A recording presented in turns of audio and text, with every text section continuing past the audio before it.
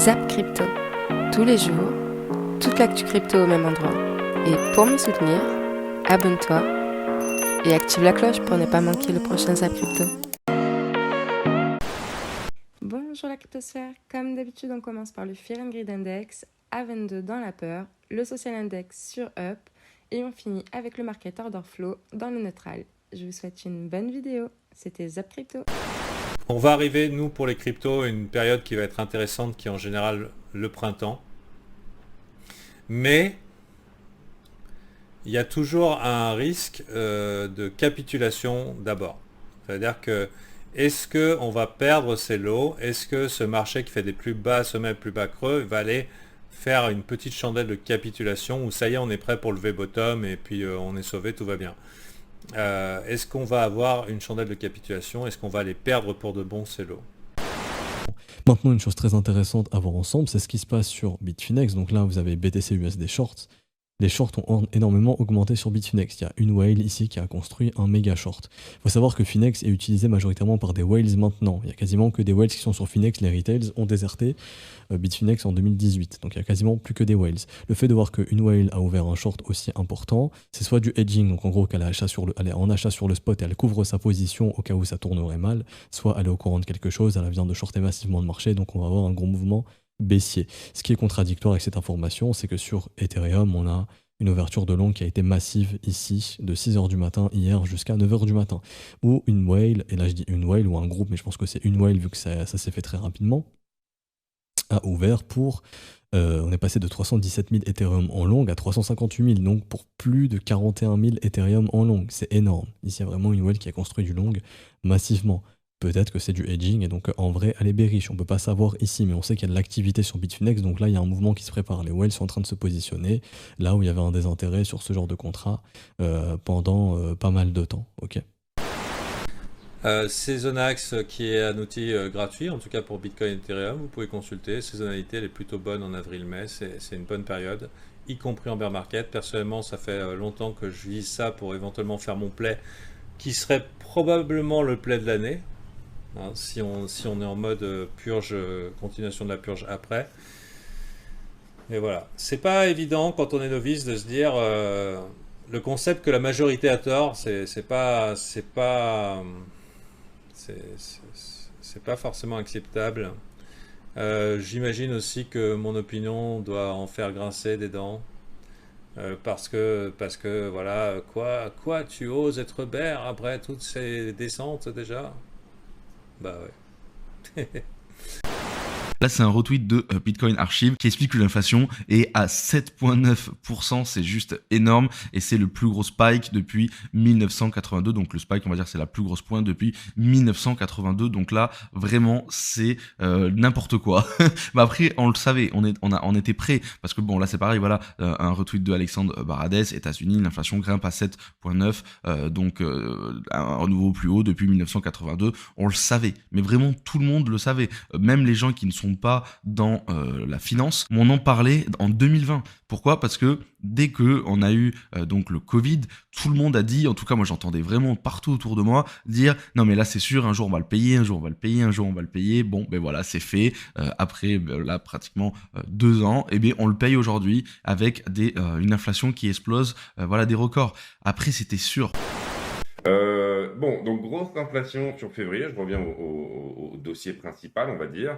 Grosse inflation sur février, et du coup, Bitcoin corrige. Alors, et ça je l'ai beaucoup expliqué sur la chaîne, c'est un petit peu antinomique avec le fondamental de Bitcoin, et c'est pour ça que je pense qu'au départ, Bitcoin monte sur la première bougie, parce qu'il y a une première entrée des gens qui sont sur le fondamental, les holders, les gens qui savent que Bitcoin est un actif anti-inflationniste. À long terme, ces taux d'inflation énormes sont très bons pour Bitcoin, vous l'aurez compris. Le Bitcoin va être édité à 21 millions, il y en a 19 millions qui sont sortis aujourd'hui, il n'y en aura pas un de plus, donc Bitcoin est un actif anti-inflationniste.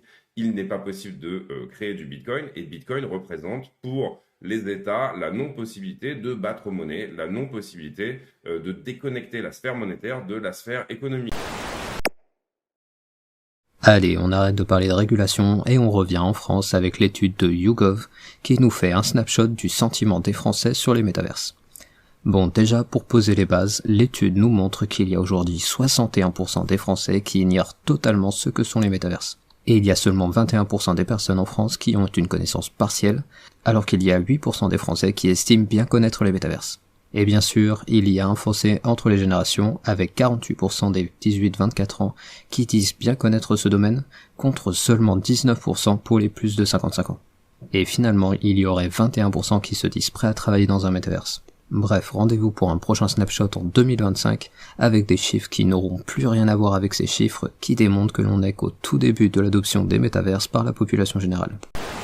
Ensuite, du côté de France Crypto, à leur tour, les Emirates Arab Unis se positionnent favorablement vis-à-vis des crypto-monnaies et dévoilent leur plan de régulation. Très très intéressant là qu'on ait les Emirates Arab Unis qui se mettent en faveur des cryptos. C'est pas une surprise, quand j'étais allé à Dubaï, c'était très très crypto-friendly et il y avait beaucoup de conférences, de trucs sur les cryptos. Donc c'était assez logique qu'ils partent dans ce sens-là. Mais là, l'avantage, c'est que du coup, ça y est, maintenant ils se positionnent véritablement, alors qu'avant ça restait un peu flou.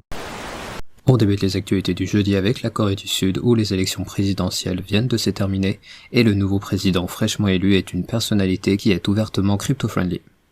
En effet, alors qu'en France les cryptos sont juste totalement absentes du débat politique malgré leur importance cruciale pour les années à venir, en Corée du Sud le thème des cryptos a été un thème majeur durant la campagne et chaque candidat avait son avis sur la régulation qui devait être mise en place sur les cryptos afin de récupérer les votes de la plus jeune génération. Et le nouveau président Yoon Suk Yeol a une position qui est à contre-courant de ce que l'on voit actuellement dans le monde, car il souhaite déréguler les cryptos, car il considère que la réglementation actuelle est trop stricte.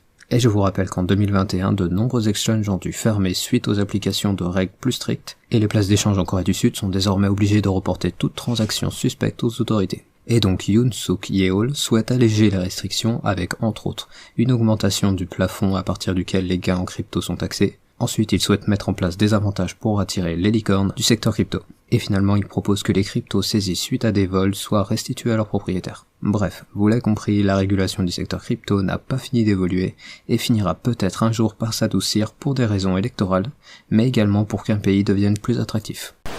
Christine Lagarde a fait l'annonce qu'elle va arrêter le quantitative easing. C'est-à-dire quantitative easing, c'est l'Europe qui achète sur ses propres marchés. La Banque Centrale Européenne édite de la monnaie pour acheter sur ses propres marchés. Donc en pleine invasion de l'Ukraine, en pleine crise, Christine Lagarde fait cet effet d'annonce qui est qui n'est pas du tout senti. Je veux dire, au niveau communication, c'est très mauvais par rapport à Powell, vous voyez, qui est quand même beaucoup plus mesuré. Là, on a vraiment une championne parce que le marché était en train de se reprendre un petit peu en Europe. Et puis là, elle dit, on arrête d'acheter sur les marchés financiers. Bon, bah, c'était peut-être un peu plus intelligent de le faire avant ou après. Mais bon, on n'a pas les mêmes communicants. On parle de politique monétaire et les gens sont plus ou moins bons en politique. À mon avis, trop longtemps qu'on n'est pas loin des supports pour se dire qu'on va pas y aller un petit coup. Et malheureusement, j'ai envie de dire que si jamais on ne le fait pas, ça risque d'être pire. Voilà. C'est si on part à la hausse dans le sentiment actuel, ça risque d'être pire. Parce que je dirais qu'il y aurait 70% de probabilité que le pattern de bottom ici échoue. Ouais, un bon 70% de probabilité.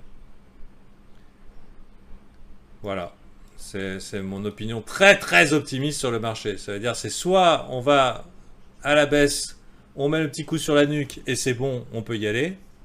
Hein, avec une belle saisonnalité avril-mai. En particulier sur des alts qui sont prêtes. Et soit on fait style tout va bien, mais c'est possible aussi, hein, juste le temps de faire avril-mai justement, parce que avril-mai c'est en général une bonne période en crypto, même en bear market. Soit on part par là et le W échoue catastrophiquement. Je suis bullish sur Bitcoin tout simplement parce qu'il y a de l'inflation. Il y a énormément d'inflation. Le vrai fondamental, c'est quoi? Et souvent, il faut en revenir au fondat. Et ben, c'est tout simplement une inflation rampante en plus, c'est-à-dire une inflation dans les matières premières, une inflation qui va manger petit à petit le pouvoir d'achat de beaucoup de gens. Et beaucoup de gens pourront vouloir se dire je vais investir dans une valeur refuge qui est Bitcoin.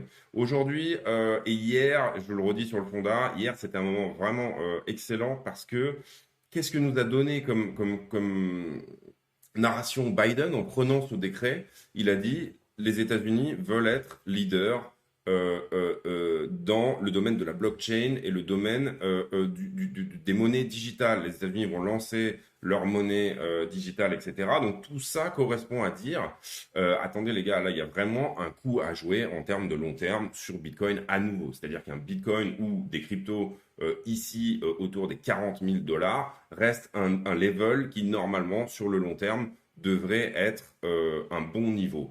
Néanmoins, bien entendu, le contexte est très tendu en ce moment avec une potentielle récession à venir puisque l'économie était en surchauffe et qu'on ne va pas réussir à enrayer l'inflation, c'est-à-dire que les gens perdent de leur pouvoir d'achat en même temps que, en même temps, c'est-à-dire qu'ils n'ont plus de savings, ils ont plus d'épargne en fait, donc du coup ça fait beaucoup d'argent qui ne vient pas sur les marchés financiers. Alors, ce zap t'a plu ? Dis-moi en commentaire quelle est l'actu qui t'a le plus intéressé. Et si tu as manqué les actus d'hier, retrouve juste ici le Zap Crypto de la veille.